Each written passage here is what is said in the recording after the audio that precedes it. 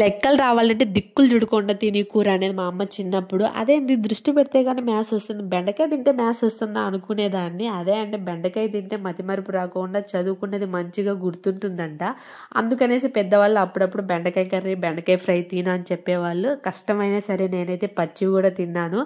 So ఇంకా మనకు అంత మ్యాథ్స్ అయితే ఇప్పట్లో ఉపయోగపడలేదు. అప్పుడేం చేసేదాన్ని, అప్పుడు కూడా మనకి మ్యాథ్స్ అంటే పడదు, ఇప్పుడు కూడా మనకి మ్యాథ్స్ అంటే పిచ్చ భయము. ఇంకా అప్పటి విషయానికి వచ్చేస్తే విషయానికి వస్తే ఎప్పుడెప్పుడు ఆ పీరియడ్ డుమ్మా కొట్టేద్దామా, లేకపోతే ఎప్పుడెప్పుడు ఆ పీరియడ్ సార్ రాకుండా లీవ్ పెడతాడా అని ఇలా ఆలోచించుకుంటూ ఉండేదాన్ని.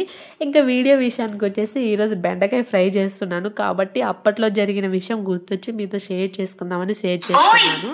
సో ఇంకా బెండకాయ ఫ్రై విషయానికి వచ్చేస్తే ప్రాసెస్ అయితే ఏం చెప్పట్లేదు, ఆల్రెడీ అందరికీ తెలిసిన రెసిపీయే. కాకపోతే ఇక్కడ మీకు ఒక చిన్న ట్రిక్ అయితే చెప్తాను. బెండకాయ ఫ్రై చాలా పొడి పొడిగా రావాలి అంటే మీరు బెండకాయల్ని ముందుగా వాటర్లో కానీ దేంట్లో కడుక్కోకుండా, ఆయిల్ కూడా వేసుకోకుండా డ్రై రోస్ట్ చేసుకోవాలండి.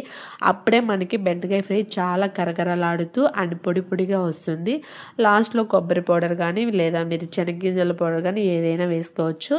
ఇదండి ప్రాసెస్. మీకు నచ్చితే వీడియోకి చిన్న లైక్ అయితే ఇచ్చేసేయండి. ఇలాంటి వీడియోస్ కోసం ఎవరైనా కొత్తగా చూస్తుంటే please do subscribe. Thank you for watching. Bye.